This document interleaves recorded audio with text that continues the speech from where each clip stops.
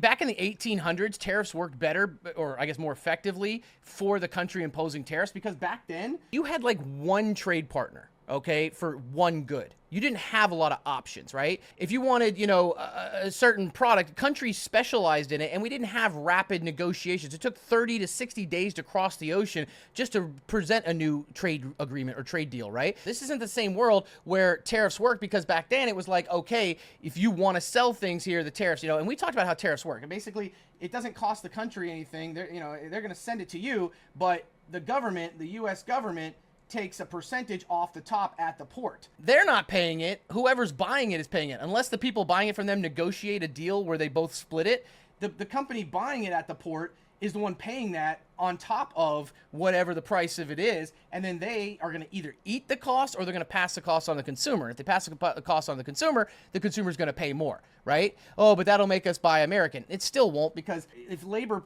is 50% of cost for a business, and it's $25 an hour for a worker here, and it's $2 an hour for a worker here, it's still going to cost less even with the tariffs, right? So it's not going to drive mass, buying to American-made stuff. The question is does somebody else pick up the slack, right? So does somebody else say, oh, I'll be your trade partner, whatever, and do it? And that is kind of the threat of what tariffs are.